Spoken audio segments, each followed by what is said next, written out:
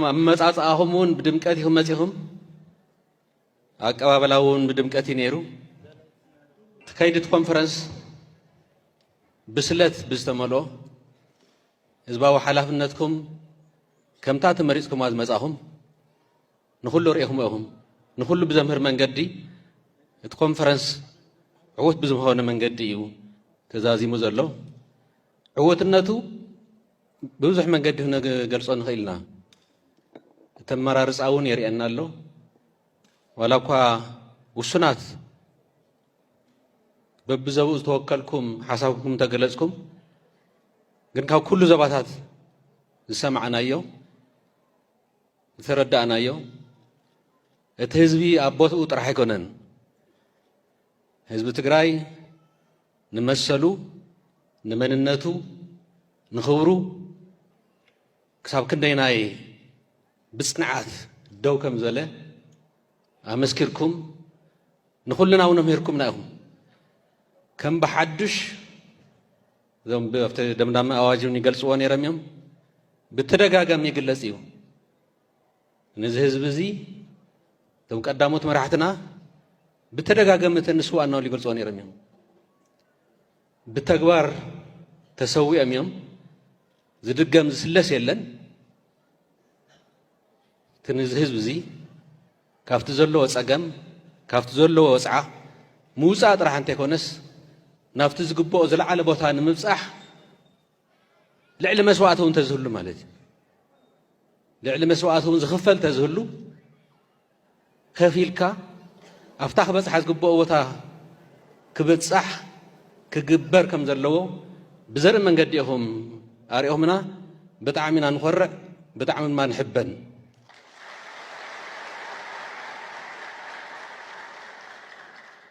ኮንፈረንስ ንብሔራዊ ሓድነት ተባሂሉ ተጸዊዑ እንታይ መጻእኹም ሓደ ኢኹም ነርኩም እንታይ መጻእኹም ሓድነትኩም ኣብ ገዛኹም እናሃለኹም ግን ድማ ብመድረኽ ክርአ ንንመዓልትና እውን ክንመኻኸር ይህን ክንበሃል ብኣግባብ እውን ክውሰኑ ዝግብኦም ከም ትሕዚ መወዳእታ ዝተገለጸ ሓሳብና ጠሚርና ኣብ ሓደ ኣዳራሽ ተኣኪብና ክንሕልፍ ስለ ዘለና እንተዘይኮይኑ እንካብ ገዛኹም እንካብ ቦታኹም ብተሓሳስባኹም ይኹን ብቁመናኹም ይኹን ብዙሕ መንገዲ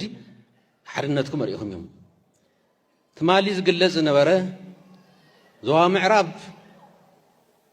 ብዛዕባ ምብዝባሉ ይኮነን ዝዛርብ ነይሩ ንኽቡር መራሒና ብጻይ ደብረጽዮን ንዓ ሱዳን ኪድን ትበሃል ንኽቡር መራሒና ጀነራል ታደሰ ወረደ ካሊእ ጉጅለ ጌርና ምምሕዳር ንፍጠር ትብሉ እንተለዉ እሞ የለን መንግስቲ እዩ ዝመርሐና ዘሎ ኣይኮንን እንትብል ካልኦት ታሪካት እውን ኣለዎ እዚኦም ኩሎም ጌርካ ነቲ ጀኖሳይድ እቲ ንመዓት ጸላእቲ በፂሕካ መውፃእ ናይቲ ህዝብና ጅግንነት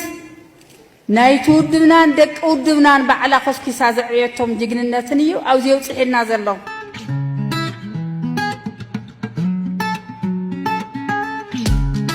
ውድና ዝለዓለ እምነታ ካብ መጀመርያ ጀሚሩስ ህዝብና ሱርና ህዝብና ዓንዲ ሕቆ ወያነና ዝብላ ክልቲአን ጭርሖሲ ብጣዕሚ እየ ዝፈትወን ኩሉ ጭርሖታትና ደስ በሃሊ እዩ ግን ኣብዚ ቆውጡ እዋን እዚን ኣብዚ ሕማቅ ግዜ እዚን ኣብዚ ውድብና ንቁልቁል ኣፋ ከደፍኡ መዓት ጸላእቲ ጀኖሳይድ ተፈጺሙልና ኣብ ውሽጥና እውን ምሳና ሕማቕን ጽቡቕን እናረአዩ ኸርተት እናበሉ ዝቃለሱ ዝነበሩ እውን እንቲ ክሕዱና ብህይወት ብጾትና እውን ኣብ ማእኸል በረኻ ንሱዳን ኪዱ ንዙይ ግዛዕ እናበሉ መዓት ሳወተይ እንትፈጥሩልና ኣብ ክልቲአን ታሪክ ዘለኒ ንኽቡር መራሒና ብጻይ ደብረጽዮን ንዓ ሱዳን ኪድን ትበሃል ንኽቡር መራሒና ጀነራል ታደሰ ወረደ ካሊእ ጉጅለ ጌርና ምምሕዳር ንፍጠር ትብሉ እንተለዉ እሞ የለን መንግስቲ እዩ ዝመርሐና ዘሎ ኣይኮንን እንትብል ካልኦት ታሪካት እውን ኣለዎ እዚኦም ኩሎም ጌርካ ነቲ ጀኖሳይድ እቲ ንመዓት ጸላእቲ በፂሕካ መውፃእ ናይቲ ህዝብና ጅግንነት ናይቱ ውድብናን ደቂ ውድብናን ባዕላ ኮስኪሳ ዘዕየቶም ጅግንነትን እዩ ኣብዚው ጽሒልና ዘሎ ገልገሊኦም ዓርከይ ገደፈኒ ነናይ ባዕሎም እውን ጥቕሞም ብስርቂ ብሓጺን ወዘተ ወዘተ ነገራት ተኣኪቦም ከይዶም ኣለዉ ኣብዚኦም ግዜ ዓይነጥፍን ጌታቸው ዝበሃለ ዝዓዲ ይልዕል ጌታቸው ተሓዲ ሸያጣዲ ብዙሓት ወይዘራዝር ደቂ ኣንስትዮ ትግራይ በርባዕተ ብሓሙሽተ ተደፊረን ክንደይ ችግር ተራእየ 400 ጆኖሳይደርስ ካብ እስር ቤት ፈትሒው ምስዳድ ካብ ዝበለና ኣናን ደቂ ኣንስትዮ ትግራይ ካብ ዝበለ በደል እንታይ ኣሎ እዚ ኩሉ ገይሮምዎ ዘለዉ ነገራት ተዓድኻ እውን ምሻጥ መሬትና ቆራሪስካ ጸላእትና ተመሚዮም 400 ተቐመጡ እውን እምብለይ እንትልተሎ ደብርዝ ኣሽሊኹን ምስዳድ እቲ 2 ዓመት ሙሉእ ዘመሓደረ መሓድሮ ናበለን ዞባ ምዕራብ ሸዖት ሒዝና እተፈለጠና ብዛ ግዜያዊ ምሕዳር ኮይኑ ደሪጹና እዩ ጻድቃን ደሪጾምና እዮም ኩሎም ቶም ዝኸዱ ምስኦም ንወዱ ምክሩ ናይ ዩኒቨርሲቲ ሓለፍቲ ተባሂሎም ከፊሎም ኣብ ስርቂ ናብ ካሊእ እናወዓሉ ኮታስ ንኹሎም ህዝብና እናፈለጥካዮምን እናተዛረብካሎምን እናተረዳእካዮምን ስለ ዝመጻኻ እዚ ሓድሽ ኣይኮነናን ግዜ እውን ወይነጥፍእ ኣብ ምንታይ ኢና ግዜና ክነጥፍእ ዘለና ኣብ ሓድነትና ንጠንክር ህዝብና ሱርና እንትንብሎ እንተለና ህዝብና እኮ ሱር ናይ ሓደ ተኽሊ እኮ ማይ እንተዘይስቲኻዮ ይነቅፅ እንድዩ እንታይ ነቐፀ ግን ህዝብና ከም ኣይዱ ጸኒሑ ውድብና ኣጥጥዕዋ ወፂያ ኣላ ህዚ ስለዚ እዚ ኩሉ ነገራት ኣፍተን ናይ ሓድነት ኣብ ናይ ደቡብ ርኢናየን ዘለና ዞባም ሓዳር ተባሂሉ ዝረጨዎ እናተዓሰበ ካብዚኣቶም ንዞባ ደቡብ ንምምሕያሽን ናብ ህዝቡ ናብ ውድቡ ትህዝቢ ከም ህዝቢ የተለወጠን ነይሩ ከም ምጽራይ ግን ዋላ ግዜ ንውሰድ ውሕሉል ዝኾነ በካይዳ አንቱም ጀጋኑ መራሕቲ ሰራዊትናን ጀጋኑ ውድና ይኹን ግዜያዊ ምሕዳር ኣብዚ ጻሓብ ጽሕኩም ወለኹም ጋና ግን ሙሉ ኣይኮነን ክቡር መራሒና ጀነራል መዲድ ክዛረብ ሰማዕኽዎስ አንታፍቱ ኩናት እኮ ሓስኪ ሕዝና መን ከም ትትኩሶ እውን ይፍለጥ ነይሩ ኣተሓሊፉኒ 2 ዓመት እኮ ንበይኑ እዩ ተሓዋዊስና ኢና ኢሉ ማን ተሓዋዊስና ኣብ ርእሲ ጥሜቶም ኣብ ርእሲ ቁሮም ኣብ ርእሲ ክብሮም ተንከባሊሎም ኣብ በረኻ እናሃለዉ መራሕትና ጀነራላት ይኹን ተጋደልትና ብዞም ውርደተኛታት ይዋረዱ ይውዕሉ ግን ደቂ ሕወሓት ግዲ ኮይኖም ኣብኡ ግዲ ዕድሚኦም ኣሕሊፎምዎ ኮይኖም እሲ ፖለቲካ ምስኦም ሳይንስ ጥበብ ናይ ኩናት ተኣላልያ ምስኦም ክዛረቡ እንተለዉ ኢልካ ትሰምዖም መራሕቲ ጀነራላትን ተጋደልትን ኩሉ ነገር ስለ ዘሎ ክሻዕ ዛ መድረኽ እዚኣ በፂሕና ንሄና ግን ህዚ እውን ጋና ኢና ከይነርጅዕ ከይንድቅስ ጸላእትና ኣይደቀሱልናን ኣነ ውሽጥና 20 ዝኾና ፓርቲታት መፅአን ይበሃሎ ኣብ ምፅራፍ ሕወሓት እኮ እየን ዝውዕላ ዘለዋ እዘን ፓርቲታት እዚአን ሕወሓት ትጥፋዕ መን ኮኑ የውቂልዎ መን ኮኑ እቲ ዲሞክራሲ መጀመርያ ያውቂልዎ ኣብ ምፅራፍ እናወዓሉ ግን ኣብ ውሽጥና ዘለዉ ፓርቲታት እውን ተን ፓርቲታት ድንቂ ዓንብባ ግን 15 እናበልካ እናወደብካ በብጎጥ እናፈላለኻ ግን ትክክለኛ ነገር ኣይኮነን ውርደት ንሰራዊትና ውርደት ንውድብና ንተጋዳላይና ግን ጠጠው ክብል ኣለዎ ኣብዚ ነበረ ነይሩ ኣብ መሬት ዝጠጣዕሉ ከምሌቱ ጉንጪው ሞሊእ ዝዛረብ ዲሞክራሲ ዝበሃል ነገር ትክክል ድዩ ዋ ጉቡእ ዘይፈጸምካ ዲሞክራሲ እውን የለን ናዕሪ የለን ንመራሕትና እናናሸው ላዕልን ታሕትና ንሶም ዓራት እናደቀሰን ሰው እግሪ ክሊዓው እናደቀሰን ሓደረ እዚኦም ውሩድ ክውዕሉ ኣይንቕበሎም እዚ ክዕር ኣለዎ እቶም ጸላእትና ንየ ኮይኖም እናነዝሑ كتاتنا ولو تلعلنا ولو هذون وداوتات بارتي تقناجينا 4-5 خوينا اقول له صادقانا اقول له ጌታቸው اقول له خالقتهم ታይ ማለት እዚ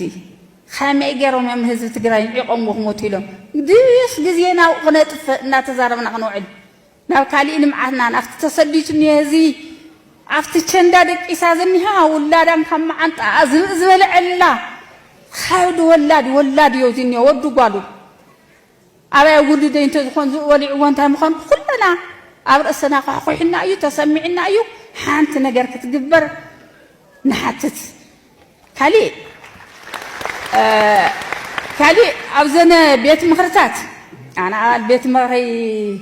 في الكتم عيدرية قبلنا بيت مخرنا أنا نسرح